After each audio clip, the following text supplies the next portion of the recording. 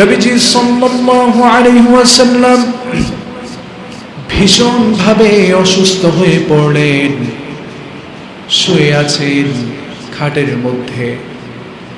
একটি কাঁথা মুড়িয়ে দেয়া হলো। এরপরে খাদিজা রাদিয়াল্লাহু তাআলা আনহা চিন্তা করলেন, এভাবে তো আর পারা যায় না, কোনো চিকিৎসকের অবশ্যই পরামর্শ নিতে হবে। আবার এটাও চিন্তা করলেন, কেমন জানি কি সব বিষয়গুলো বলছেন, আবার কি কেমন জানি ছন্দ কতগুলো বলছেন, কে যেন তাকে আর এসে সেগুলো শিক্ষা দিয়েছে। এটা যেন তেন চিকিৎসক হবে না, এটা যুগ শ্রেষ্ঠ একজন চিকিৎসকের কাছে যাওয়া লাগবে, একজন কবিরাজ লাগবে। তিনি চিন্তা করলেন, একটু চিন্তা করার পরে দেখলেন নিজের কাছেই তো একজন আছে, নিজের চাচাতো ভাই ওয়ারাকা বিন নওফলের কাছে চলে গেলেন।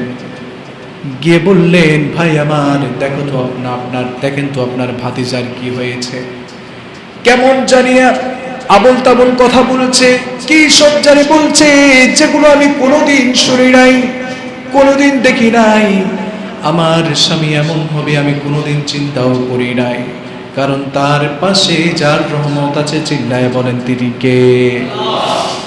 এখন ওয়ারাকা বিন নওফল ভাতিজাকে বললেন, ও আমার ভাতিজা, তুমি বলে দাও তোমার সাথে কি হয়েছে।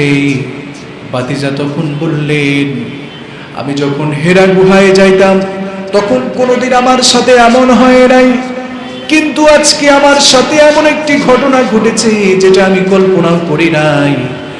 যখন আমি হেরা গুহায় বসে ধ্যান করছিলাম, ধ্যানে মগ্ন ছিলাম, তখন আমার কাছে একজন আসলেন।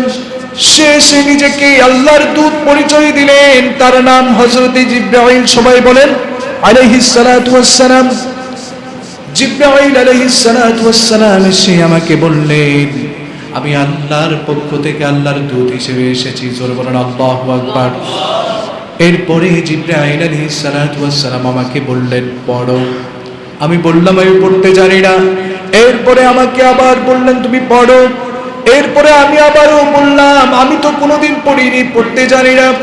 এরপরে জিবরাইল আলাইহিস সালাতু ওয়াস সালাম আমাকে সুন্দর মতে করে তার বুকের মধ্যে আলিঙ্গন করে নিলেন, সজোরে একটি চাপ দিলেন। এরপরে বললেন, ইকরা বিসমি রাব্বিকাল্লাযী খলাক, খলাকাল ইনসানা মিন আলাক, ইকরা ওয়া রাব্বুকাল আকরাম। সূরা বলেন আল্লাহু আকবার। তখন আমি কেমন জানি অটোমেটিক আমি পড়তে লাগলাম যে আল্লাহ তাআলা বললেন, পড়ো তোমার সেই প্রভুর নামে যিনি তোমাকে সৃষ্টি করেছেন এবং তোমাকে সৃষ্টি করেছেন মানুষের রক্তপিণ্ড থেকে। পড়ো তোমার সেই প্রভুর নামে যিনি তোমাদেরকে অধিকতর দয়া দিয়ে সৃষ্টি করেছেন। জোরে বলেন আল্লাহু আকবার। আমাদেরকে যিনি দয়া করেন তিনি কে? আমাদেরকে যিনি রহমত দেন তিনি কে? আমাদেরকে যিনি বরকত দেন, চিল্লায় বলেন তিনি কে? সুতরাং আল্লাহ তাআলা এখানে সুন্দর মতে বলে দিলেন, আমি তোমাদেরকে সৃষ্টি করেছি, এমন সব সৃষ্টি দিয়ে বানিয়েছি, এমন সব জিনিস দিয়ে বানিয়েছি যেগুলোতে তোমাদের কোনো অভাব নেই, কোনো কিছু নেই। আপনার যদি হাত না থাকতো আপনি অপরজনের দিকে খেয়াল করেন, আপনার যদি হাত না থাকতো তাহলে আপনার কি অবস্থা হতো? আপনার যদি চোখ না থাকতো তাহলে আপনার কি অবস্থা হতো? আপনার যদি একটা জায়গায় কোনো খুঁত থাকতো তাহলে আপনার কি অবস্থা হতো? ঠিক মতো কাজে আপনি অংশগ্রহণ করতে পারতেন না। এরপরে যদি আমাদেরকে যদি মানুষ না বানিয়ে যদি ছোট্ট একটি যদি পিঁপড়া বানিয়ে দিত, তাহলে দেখতাম কত বড় বড় জীবজন্তুর পায়ের নিচে পড়ে আমরা মারাও যেতে পারতাম। কোনো মূল্যায়ন আছে? কিন্তু আল্লাহ তাআলা আমাদেরকে এমন দয়া দিয়ে সৃষ্টি করলেন, এমন রহমত দিয়ে সৃষ্টি করলেন, এমন রক্ত দিয়ে সৃষ্টি করলেন, এমন মাটি দিয়ে সৃষ্টি করলেন, এমন রহমত দিয়ে সৃষ্টি করলেন, যেমন ভালোবাসা দিয়ে সৃষ্টি করলেন, যেই ভালোবাসার কারণে, যেই রহমতের কারণে, যেই বরকতের কারণে আমরা সৃষ্টির সেরা জীব হয়ে গেছি। আল্লাহু আকবার। এরপরে নবীজি যখন এই কথা বললেন, ওয়ারাকা ইবনে নওফল তিনি আটকে উঠলেন। তিনি চিন্তা করলেন, এ তো জানা লোক নয়, কার সামনে আমি চলে আসলাম। ওয়ারাকা বিন নওফলের আরেকটা পরিচয় হচ্ছে, যখন আইয়ামে জাহিলিয়াতের যুগ চলছিল, সে খ্রিস্টান ধর্ম অবলম্বন করেছিল। এরপরে তিনি যেহেতু খ্রিস্টান ধর্ম অবলম্বন করেছে, বাইবেল সম্পর্কে তার অনেক বেশি ধারণা আছে না নাই? অনেক বেশি ধারণা আছে। সে অনেক বড় জ্ঞানী ছিলেন এবং ইব্রানি ভাষায় সে অনেক বই লিখতেন, বড় বড় বই লিখতেন।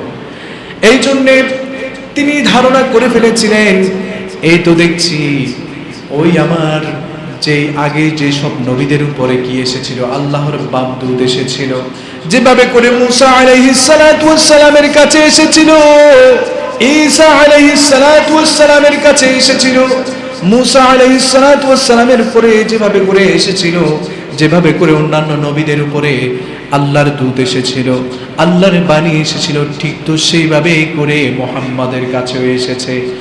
আয় হায়, আফসোস আমি যদি সেদিন বেঁচে থাকতাম, যেদিন এই মুহাম্মদকে কুরাইশ বংশের লোকেরা, তার নিজের আত্মীয় স্বজনেরা তাকে এই গোত্র থেকে বের করে দিবে, নাউজুবিল্লাহ। এরপরে ওয়ারাকা বিন নওফলকে মুহাম্মদ, সবাই বলেন সাল্লাল্লাহু আলাইহি ওয়াসাল্লাম, মুহাম্মদ সাল্লাল্লাহু আলাইহি ওয়াসাল্লাম বললেন, ও চাচা, ও ভাই, ও চাচা, আমাকে বলে দিন কেন আপনি এই কথা বললেন? কারণ সবাই তো আমাকে ভালো করে জানে, সবাই আমাকে আলামিন উপাধি দিয়েছে, সবাই আমাকে জানে আমি আমানত রক্ষা করি, আমানতের খেয়ানত করি না। সবাই আমাকে উপাধি দিয়েছে আমি সত্য কথা বলি, কোনোদিন মিথ্যা বলি না। ও চাচা, আমাকে বলে দিন, আমাকে সবাই ভালোবাসে, কেন সবাই আমাকে আমার গোত্র থেকে বের করে দিবে? তখন ওয়ারাকা বিন নওফল বললেন, যুগে যুগে যতজন নবী এসেছে, যতজন আল্লাহর বাহক এসেছে, সবাই যখন সত্য প্রতিষ্ঠা করতে গিয়েছে, তখন তাদেরকে তাদের নিজেদের লোকেরাই তাদের বংশ থেকে, তাদের গোত্র থেকে বের করে দেওয়ার চেষ্টা করেছে। আল্লাহু আকবার। এরপরে নবীজিকে বললেন, হায় আফসোস, যেদিন কিনা মানুষ আপনার বিরুদ্ধে লেগে যাবে, যেদিন কিনা মানুষ আপনার বিরুদ্ধে অবস্থান করবে, সেদিন যদি ওয়ারাকা বিন নওফল যদি বেঁচে থাকতে পারতাম, সেদিন যদি আমার শক্তি থাকতো, সামর্থ্য থাকতো, তাহলে আমি সব রকম করে আপনার জন্য জীবন দিয়ে দিতাম। ওয়াল্লাহি, যদি আমার জীবন থাকে, তাহলে আমার সামর্থ্যে যতটুকু থাকবে ততটুকু দিয়ে ও মুহাম্মদ আমি তোমাকে কি করব, সমর্থন জানাবো। আল্লাহু আকবার বলবেন না?